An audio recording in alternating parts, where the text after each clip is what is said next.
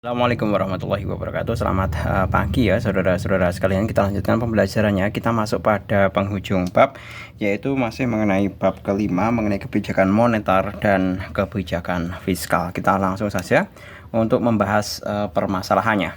Pertama, perhatikan tabel perbedaan kebijakan moneter dan kebijakan fiskal berikut. Nah, perbedaan yang tepat mengenai kebijakan moneter dan kebijakan fiskal pada tabel tersebut ditunjukkan oleh nomor. Nah, kita evaluasi satu persatu. Di yang pertama, kebijakan moneter. Kebijakan mengatur uang ini ya, satu ini benar. Sedangkan kalau fiskal ini yang satu itu kebijakan pengendalian anggaran dan pajak, itu jelas benar. Pajak dan anggaran itu pasti fiskal. Berarti satu ini benar.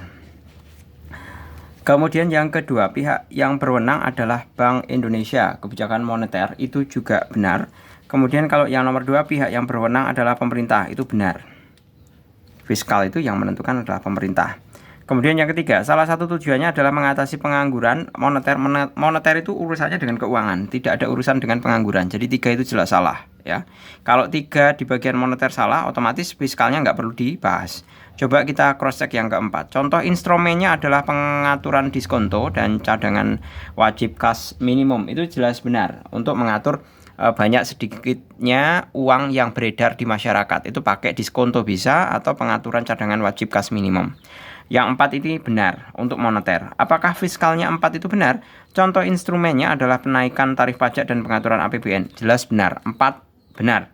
Jadi yang benar adalah 1, 2, dan 4, yaitu yang B jawabannya. Kemudian yang nomor kedua, perhatikan pernyataan berikut. Pernyataan yang tepat mengenai kebijakan fiskal. Nah, fiskal ya, ini urusannya.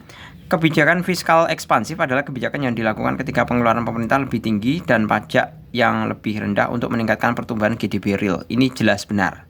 Fiskal ekspansif. Berarti pengeluaran pemerintahnya itu lebih tinggi, lebih banyak. Itu dalam rangka apa? Dalam rangka untuk menstimulasi pertumbuhan ekonomi. 1 benar. Kemudian 2, kebijakan fiskal merupakan salah satu tindakan pemerintah di bidang pengeluaran dan penerimaan keuangan negara. Itu jelas benar. Ini sesuai dengan definisinya. 3, kebijakan fiskal kontraktif dapat dilakukan dengan cara menurunkan pengeluaran pemerintah. Nah, ini kontradiktif dengan fiskal ekspansif ya. Kalau ekspansif itu dia mengeluarkan pemerintah pengeluaran pemerintah lebih tinggi, tapi kalau fiskal kontraktif itu pengeluaran pemerintah itu diturunkan. Jadi jelas jawabannya adalah 1, 2, 3. Coba kita cross check 4 dan 5. Tingkat suku bunga ini moneter, cadangan wajib minimum itu moneter, suku bunga moneter ya. 4, 5 itu moneter. Jadi yang benar adalah 1, 2, dan 3, yaitu yang A. Lanjut yang ketiga, kebijakan fiskal merupakan suatu langkah yang dapat dilakukan pemerintah guna mengatasi masalah-masalah perekonomian. Berikut yang merupakan contoh kebijakan fiskal adalah, nah urusannya fiskal, ini urusannya kebijakan ya. Menjual surat berharga, bukan ya. Membeli surat berharga, bukan. Melonggarkan kredit, itu moneter. Menaikkan tarif pungutan pajak. Nah, ini yang benar. Fiskal urusan dengan pajak. Berarti jawabannya nomor 3 adalah yang D. Berikutnya, perhatikan kebijakan-kebijakan berikut. Contoh kebijakan moneter. Nah, moneter berurusan dengan uang ya. Yang berurusan dengan uang ini yang 1, tarif pajak itu adalah fiskal ya. Kemudian membeli surat berharga itu adalah moneter. Suku bunga juga keuangan, moneter. Melonggarkan pemberian kredit itu moneter. Menghemat pengeluaran pemerintah itu fiskal. Jadi jelas jawabannya adalah 2, 3, 4. 2, 3, 4 yaitu yang D. Lanjut, secara garis besar fungsi kebijakan moneter adalah menjaga kestabilan ekonomi yang ditandai dengan kestabilan ekonomi ya. Meningkatnya kecepatan kerja dan tercapainya anggaran negara yang efektif dan efisien, bukan. Ini lebih ke fiskal. Terjadinya stabilitas harga dan tercapainya penyetoran pajak maksimal oleh warga, ini juga bukan ya. Tidak harus maksimal. Kemudian yang C, terjadinya perubahan harga secara terus-menerus dan meningkatnya kesempatan kerja, bukan. Kemudian tercapainya stabilitas ekonomi dan terselenggaranya politik anggaran surplus, bukan. Terjadinya stabilitas harga dan peningkatan kesempatan kerja. Nah, inilah yang diharapkan dari sebuah kestabilan ekonomi adalah harga-harganya stabil dan kesempatan kerjanya itu selalu meningkat, dalam artian selalu tersedia. Jadi jelas jawabannya adalah yang E. Berikutnya yang nomor 6. Salah satu tujuan kebijakan moneter adalah memperbaiki neraca perdagangan dan neraca pembayaran. Hal tersebut dapat dilakukan otoritas moneter dengan cara, nah ini moneter dalam rangka memperbaiki neraca perdagangan dan neraca pembayaran ya. Coba kita evaluasi masing-masing option yang ada. Yang pertama, mendevaluasi mata uang rupiah, bukan. Mendevaluasi mata uang asing sehingga meningkatkan kegiatan impor, bukan ya, jelas bukan ini. Mendevaluasi mata uang rupiah ke mata uang asing sehingga meningkatkan kegiatan ekspor, bukan. Mestinya ke diri sendiri ya. Nah, yang benar adalah jelas yang E. Mendevaluasi mata uang rupiah ke mata uang asing sehingga nilai mata uang negeri terus menguat dan meningkat. Jadi kalau istilahnya rupiah menguat itu berarti kan indikasinya rupiah itu lebih berharga dibandingkan mata uang asing. Seperti itu. Jadi jelas jawabannya adalah yang sebentar, bukan E.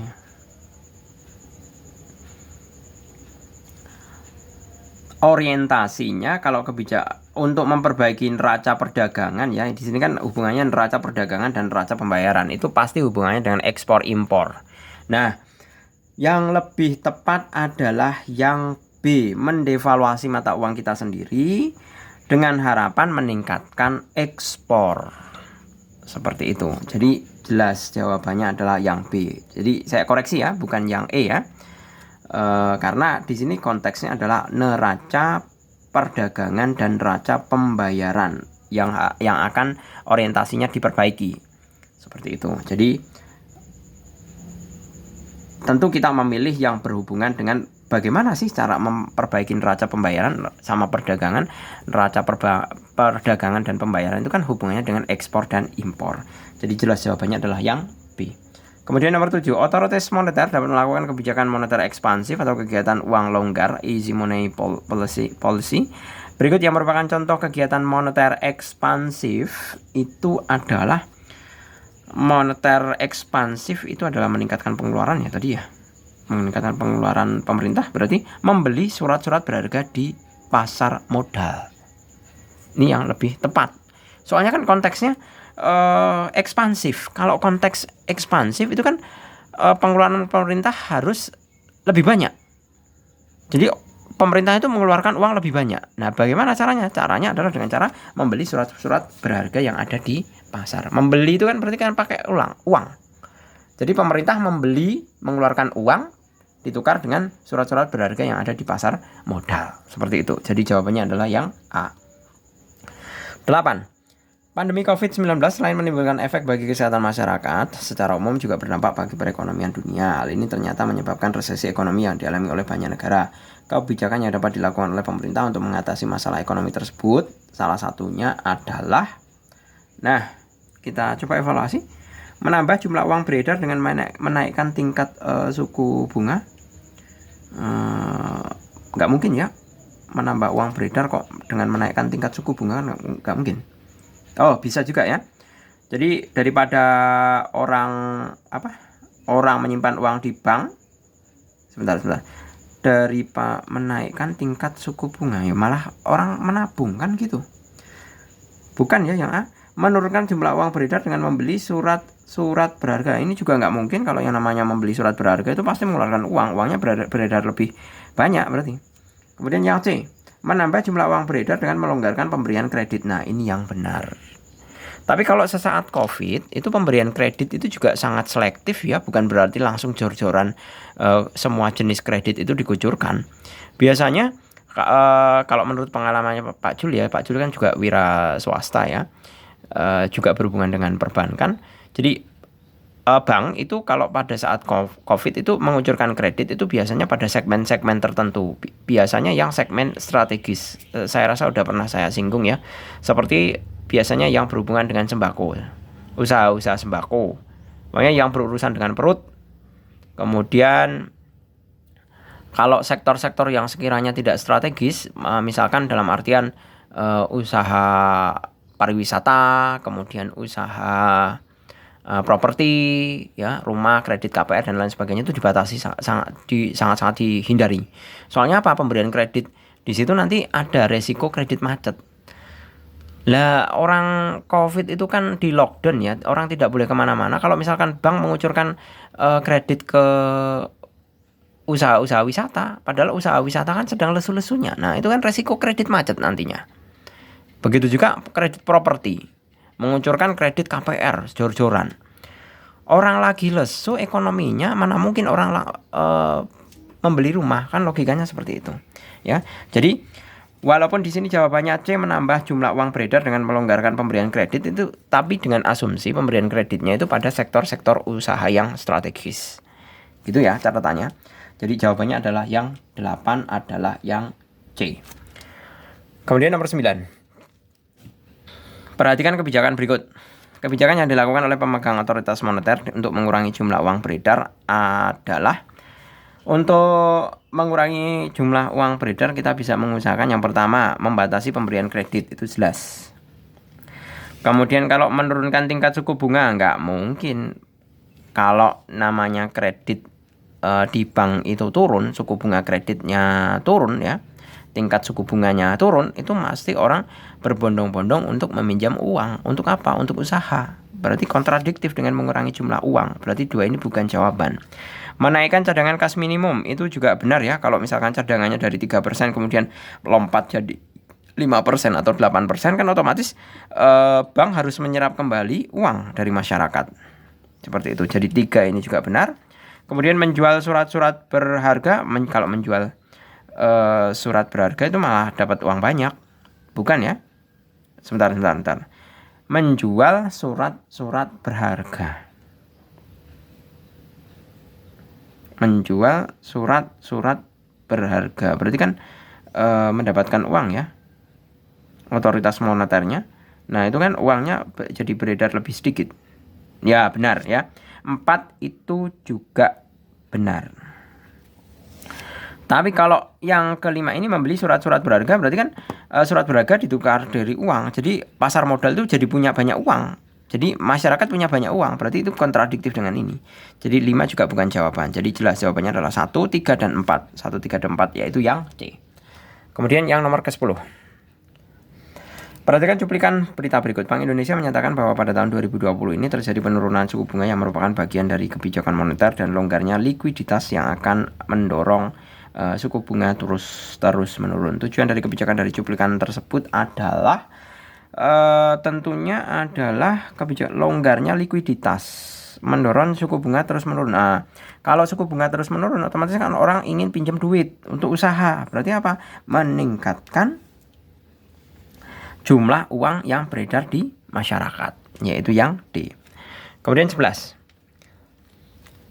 Pemegang otoritas moneter dapat mengatur jumlah uang beredar dengan cara menjual sertifikat Bank Indonesia SBI atau membeli surat berharga di pasar modal. Kebijakan tersebut merupakan salah satu instrumen kebijakan moneter, yaitu kebijakan membeli surat berharga. Itu merupakan jelas operasi pasar terbuka ya.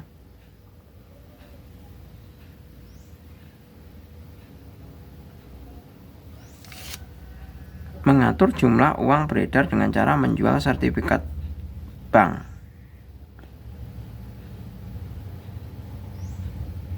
Berarti kan meningkatkan cadangan minimum, itu sama saja. Bukan. Ya, benar ini. Operasi pasar terbuka ini, yaitu dengan cara membeli surat berharga di pasar terbuka, di pasar modal maksud saya. Jadi jawabannya adalah yang B. Silakan dikoreksi kalau misalkan ada perbedaan pendapat ya. Kalau Pak Jul itu tidak masalah. Misalkan perbedaan pendapat selama itu ilmiah dan ada argumen yang tepat, itu sah-sah saja, ya kan? Daripada cuma nonton, cari jawaban, kemudian salah, memaki-maki yang membuat konten. Nah, itu kan udah nggak berpikir, tinggal lihat jawaban saja, salah memaki-maki. Nah, itu kan sungguh miris ya. toh juga saya tidak memaksa untuk harus sama jawabannya, kan gitu.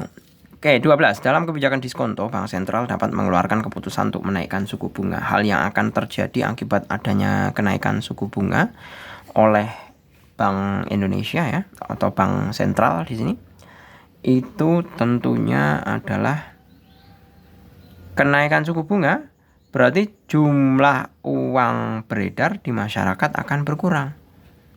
Lah karena apa? Kalau pinjam duit dari bank itu mahal, kan otomatis orang malas berusaha, tidak mau pinjam uang dari bank.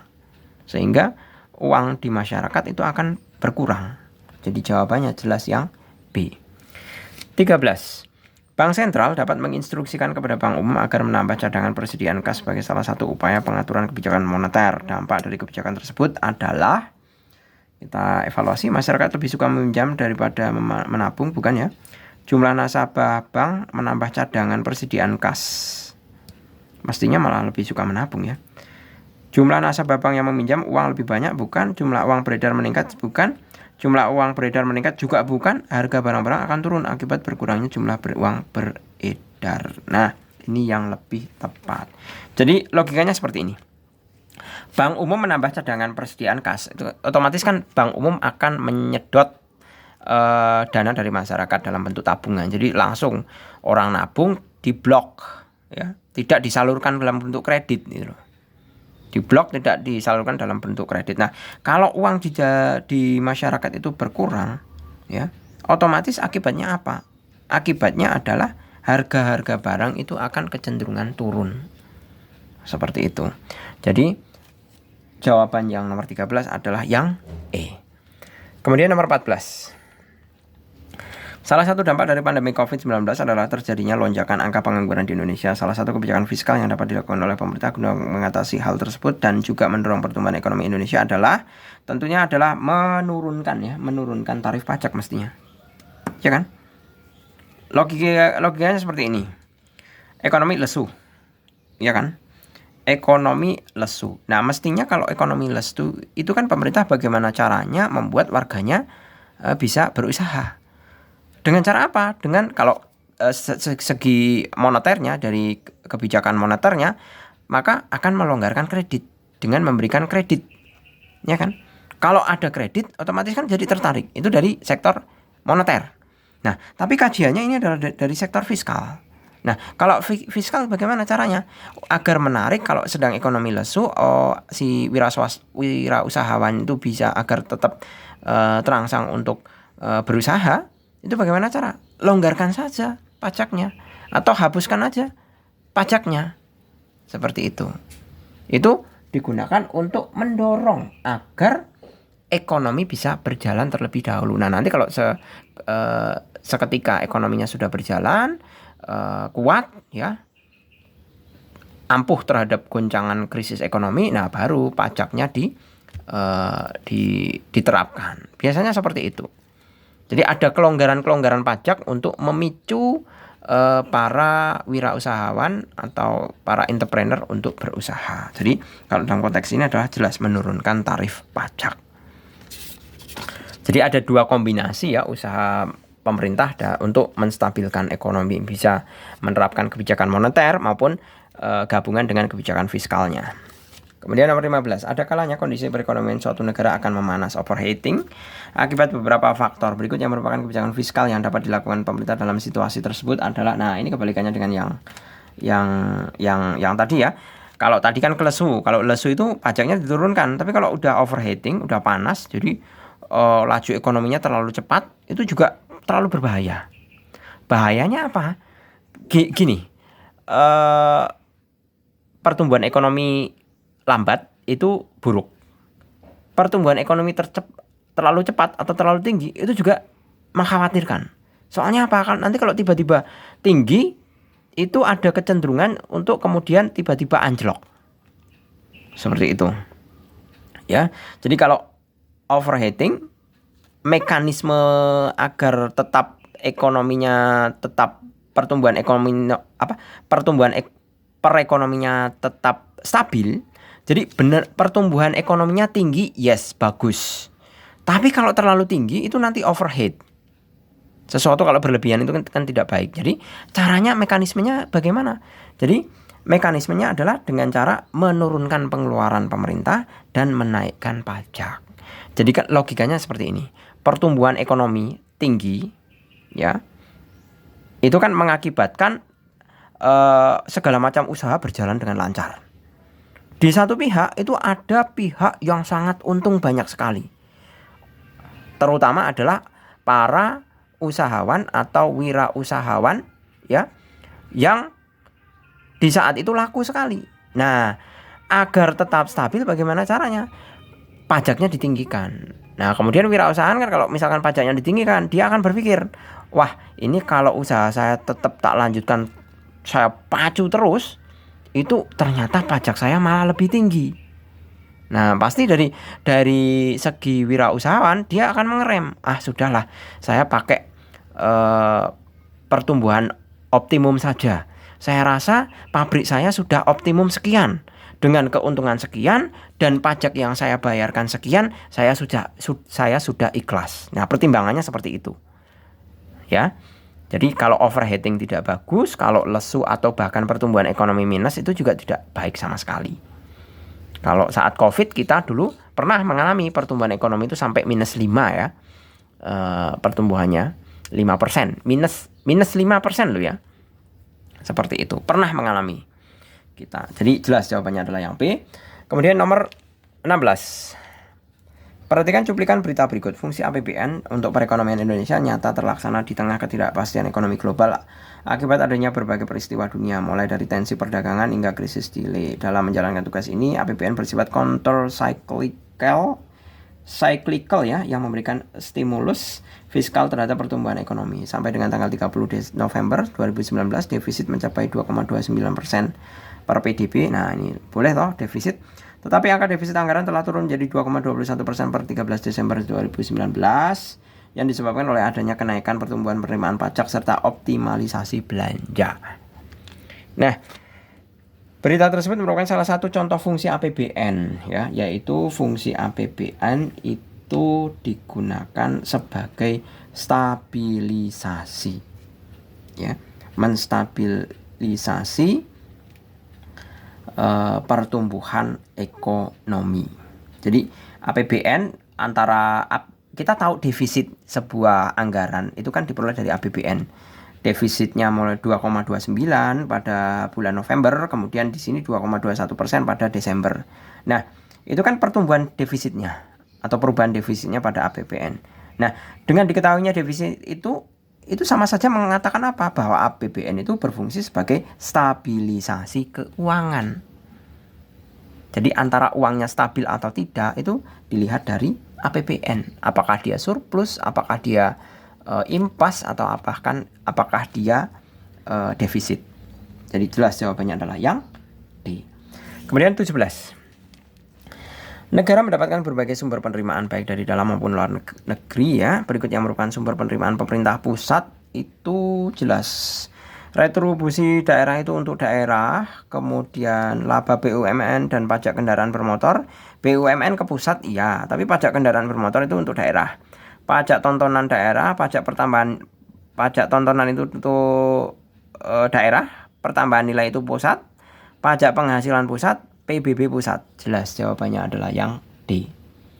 Kendaraan bermotor untuk daerah, PBB untuk pusat. Ya. Jadi jelas jawabannya adalah yang D. Kemudian 18. Dalam beberapa situasi ekonomi, pemerintah juga dapat menerapkan anggaran defisit. Anggaran defisit diperlakukan apabila pemerintah, ini jelas sekali ya. Kalau yang namanya defisit itu pengeluaran lebih banyak daripada penerimaan, ya kan? Kan gitu.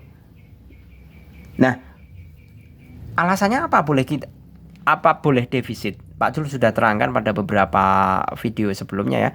Kita boleh defisit, tapi dengan asumsi apa? Sebagai stimulus pertumbuhan ekonomi. Yang Pak Jul contohkan kemarin saat nomboi biaya kenaikan minyak atau migas, impor migas. Itu boleh menggunakan anggaran APBN. Yang pastilah konsekuensinya bisa mengakibatkan defisit APBN ya. Jadi jelas jawabannya adalah apabila pemerintah ingin menstimulus pertumbuhan ekonomi. 19. Perhatikan cuplikan berikut. Menteri Keuangan mengatakan mulai tahun 2023 defisit APBN akan ditekan di bawah 3%, yakni antara 2,61% hingga 2,90%. Rencana pelebaran defisit tersebut sesuai dengan amanat UU RI nomor 2 tahun 2020 yang hanya mengizinkan defisit APBN di atas 93% sampai tahun 2020.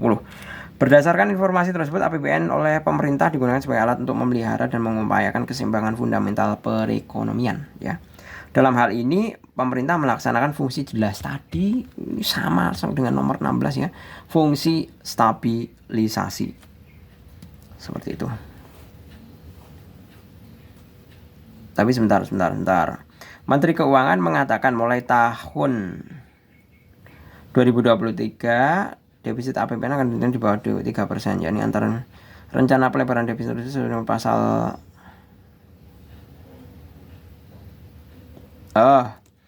bukan stabilisasi ya. Benar, ini masalah defisit. Ya. Tapi di sini ada rentang tahunnya. Ya, ada rentang tahunnya. Yang digunakan ini kan merencanakan defisit tahun 2023 itu antara 2,61 dan 2,90. Dengan asumsi berdasarkan landasan hukum amanat UU RI nomor 2 tahun 2020 yang hanya mengizinkan defisit APBN di atas 3% sampai tahun 2022. Nah, berarti fungsinya bukan stabilisasi lagi, bukan stabilisasi masalah defisit, tapi masalah merencanakan defisitnya. Oh, berdasarkan undang-undang sekian, defisit saya tidak boleh defisit saya itu diatur berdasarkan UU RI nomor 2 tahun 2020. Nah, maka berdasar itu saya merencanakan defisit 2023 itu antara rentang 2,61 dan 2,90. Nah, itu yang lebih tepatnya. Jadi bukan stabilisasi ya, mohon maaf. Kalau ini kan ada dibanding, kalau yang nomor 16 itu membandingkan defisit bulan November tahunnya sama ya. Cuman yang dibandingkan kan November dan Desember. Tapi kalau ini bukan membandingkan defisitnya, tapi merencanakan defisit tahun 2023 akan ditekan. Kalau yang namanya akan ditekan itu kan berarti belum terjadi, kan gitu ya. Jadi jelas jawabannya adalah untuk fungsi perencanaan. Kemudian yang nomor 20, APBD merupakan pedoman pelaksanaan kegiatan perekonomian bagi suatu daerah. Penyusunan perlu dilakukan dengan sangat baik dan matang guna mendukung tercapainya kestabilan ekonomi di daerah tersebut. Berikut yang merupakan pernyataan yang tepat mengenai mekanisme penyusunan APBD adalah APBD diajukan ke Presiden, tidak. Diperiksa oleh DPR, tidak. APBD disampaikan kepada Presiden, tidak. Kurang kerjaan banget ya Presiden pakai ngurusin APBD daerah. Apabila sebuah evaluasi dari Mendagri sudah selesai, rancangan APBD dapat dijalankan oleh pemerintah menjadi keputusan Presiden. Bukan.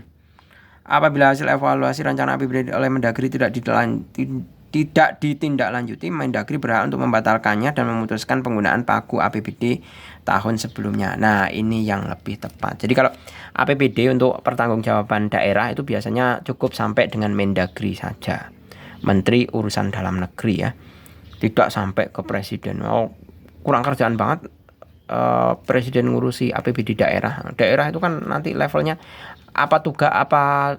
tupoksi adanya menteri.